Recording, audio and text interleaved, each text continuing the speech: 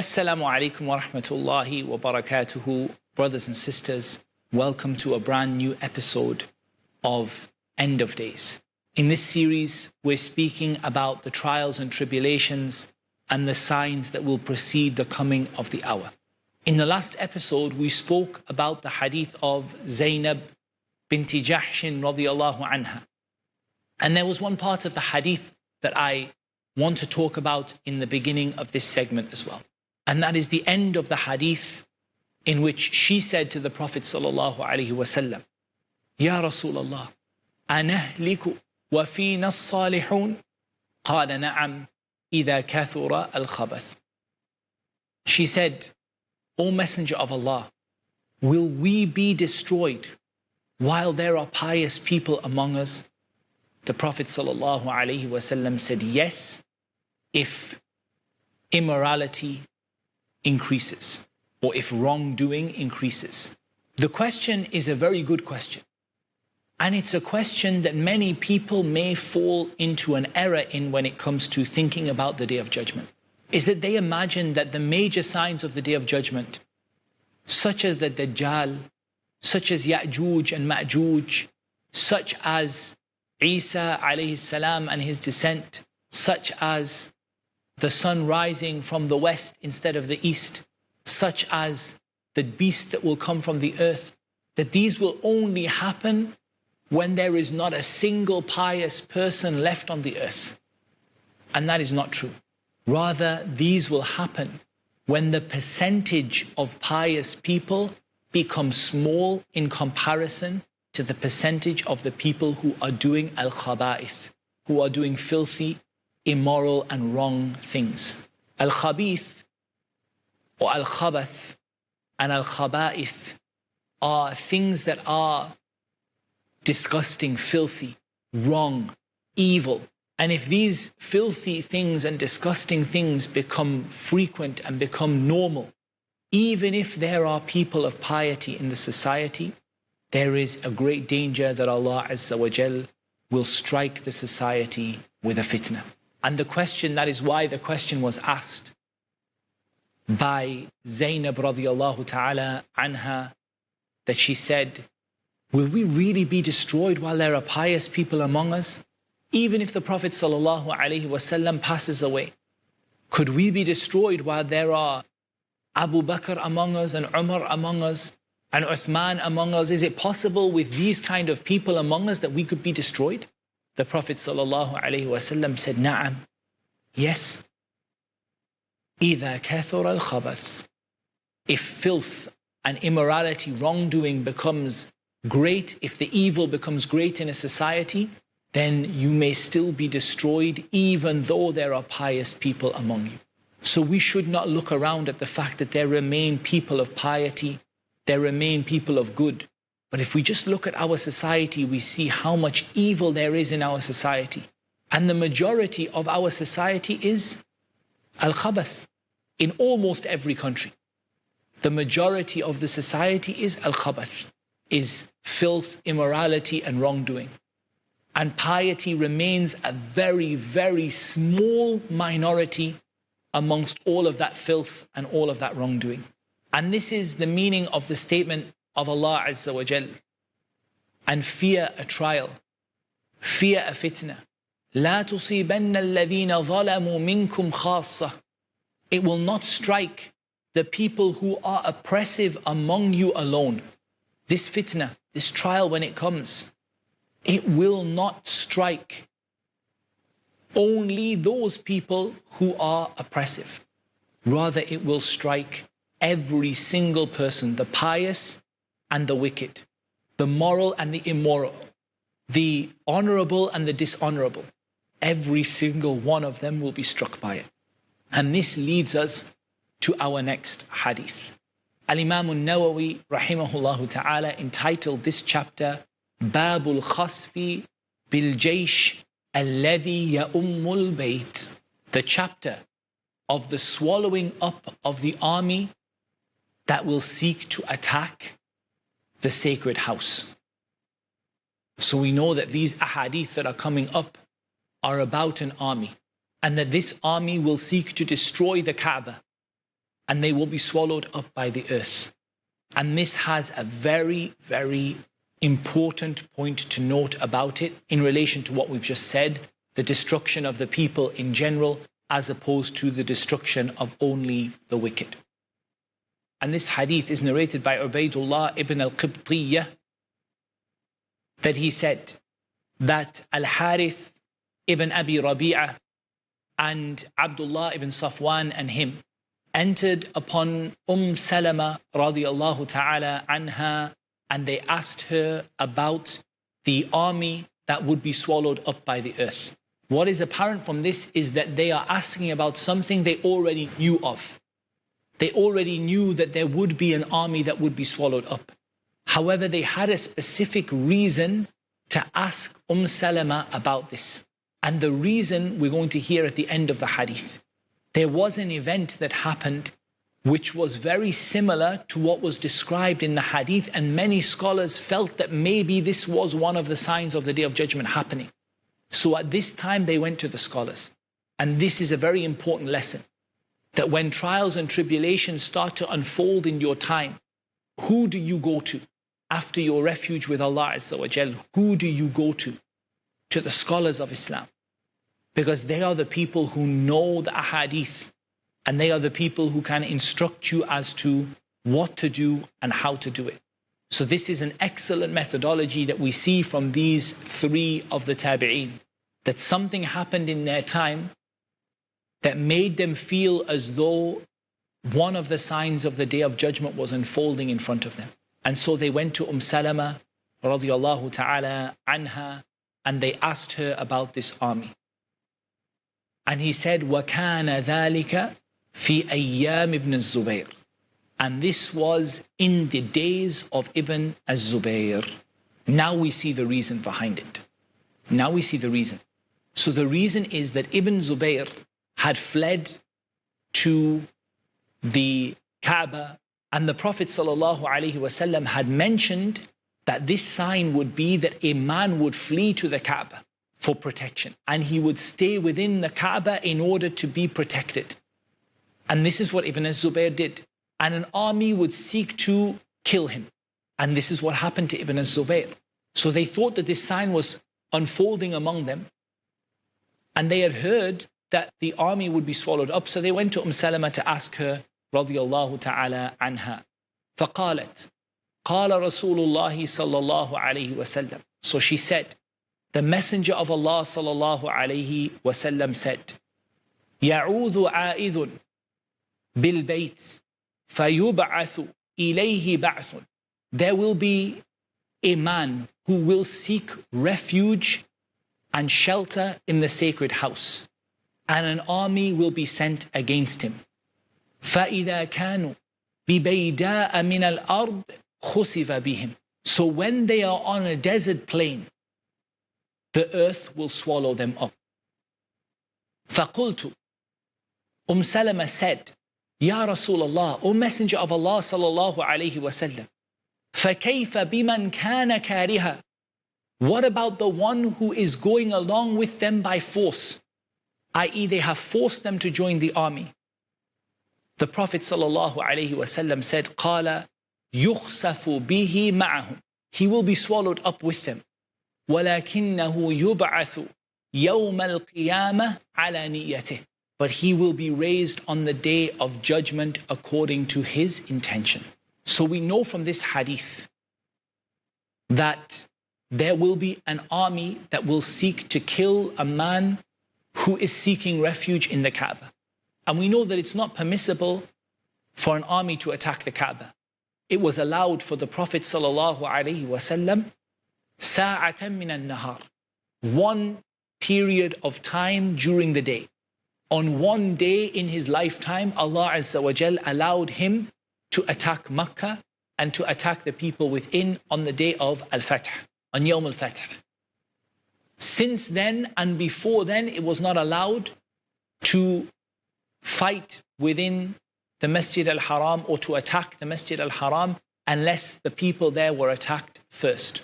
And it was only allowed for the Prophet sallallahu alaihi wasallam sa'atan min an-nahar, a single hour or a single period of time in the day. So this army will go to kill this individual. And when they reach Bayda, Bayda is a plain, a desert plain which has no distinguishing features on it. It doesn't have any big landmarks or any mountains or any ups and downs. It is a flat desert plain. Then the earth will swallow them up. They will be swallowed up completely by the earth. And at this point, Salama radiallahu anha had a similar question to Zainab binti Jahshin radiallahu ta'ala anhuma. She said, O Messenger of Allah, how will it be the one who is forced? And in some other narrations it is mentioned that the road gathers many people. The road gathers many people. When an army is marching down a road, marching with the army are people who are selling things to the army.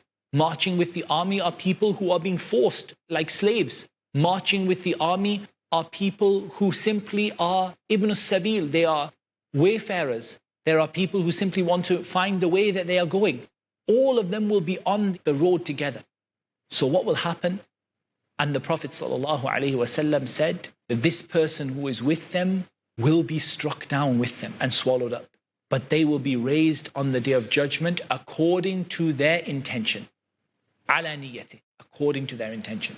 The hadith of Salama in Sahih Muslim, in Kitab al-Fitan, in the chapter of tribulations and the signs of the hour, regarding the army that will be swallowed up into the earth when they try to attack the Kaaba.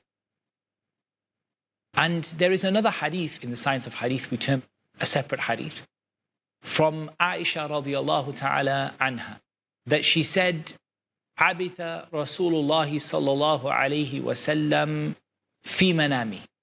The Prophet sallallahu alayhi wasallam began to fiddle in his sleep, became fidgety and restless in his sleep. فَقُلْنَا يَا رَسُولَ اللَّهِ. We said, O Messenger of Allah, صَنَعْتَ شَيْئًا فِي مَنَامِكَ. You have done something in your sleep. لَمْ تَكُنْ تَفْعَلُهُ. You've never done so before. فَقَالَ صَلَّى اللَّهُ عَلَيْهِ وَسَلَّمَ. He sallallahu alayhi wasallam said, الْعَجَبُ أَنَّ نَاسًا مِّنْ أُمَّتِي يَأُمُّونَ بِالْبَيْتِ بِرَجُلٍ مِّنْ قُرَيْشٍ قَدْ لَجَأَ بِالْبَيْتِ. He said, how strange is it that there will be a people from my ummah, i.e. from the Muslims, who will attack the sacred house because of a man from Quraysh who has sought refuge in the sacred house, has sought refuge in the Kaaba. And we heard this in the first part of the episode. حَتَّى إِذَا كَانُوا بِالْبَيْدَاءِ خُسِفَ بِهِمْ. Until they reach a desert plain and the earth will swallow them up. فَقُلْنَا يَا رَسُولَ اللَّهِ. Aisha said, we said, O Messenger of Allah, إِنَّ الطَّرِيقَ قَدْ يَجْمَعُ النَّاسِ. The road gathers many people together. Lots of people will be together on the same road. قال صلى الله عليه وسلم نعم فيهم المستبصر والمجبور وابن السبيل يهلكون مهلكا واحدا. He said, yes, there will be al-mustabsir, the one who knows exactly what they are doing. And there will be among them al-majbur, the one who is forced. And there will be among them ibn al-sabil, the wayfarer, the one who is simply trying to reach his destination. All of them will be destroyed in a single destruction. All of them will be destroyed in a single destruction. And yet the Prophet ﷺ said, وَيَسْتُرُونَ مَصَادِرَ شَتَّى.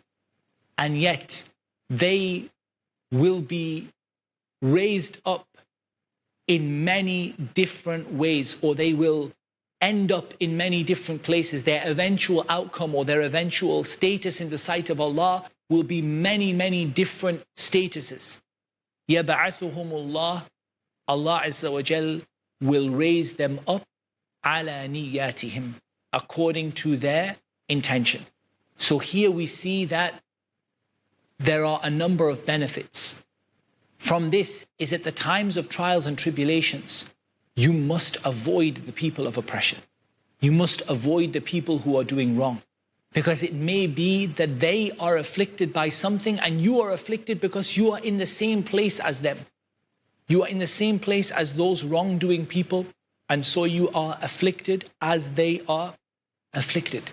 And the scholars took from this the benefit of avoiding the places where oppression is carried out, avoiding the areas of oppression and avoiding the areas of evil, especially during the times of trials and tribulations. In this as well is that should the people be destroyed in one destruction, Allah Azza wa Jal will not treat them all the same. Rather, each one will be treated according to their intention.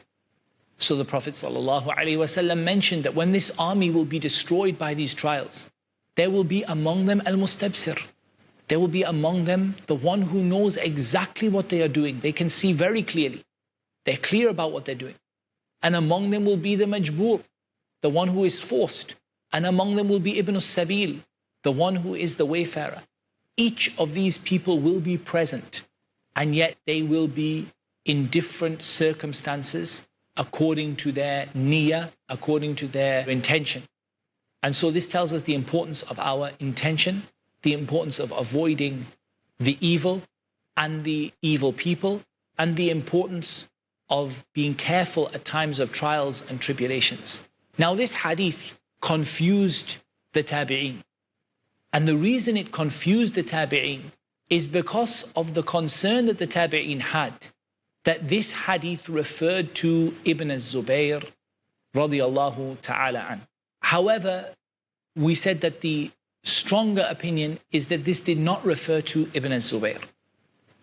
It was not Ibn al-Zubayr, even though he was a man of Quraysh, even though he did seek refuge in the Kaaba, because there is no report of any of the armies that attacked Ibn al-Zubayr being swallowed up by the earth. But this shows you the dangers of fitan. In trials and tribulations, in the signs of the hour, people are not clear.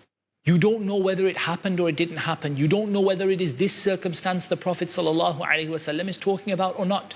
And when we come to talk about Ibn Sayyad, who appeared to be the Dajjal, the Prophet ﷺ did not know whether he was the Dajjal or not.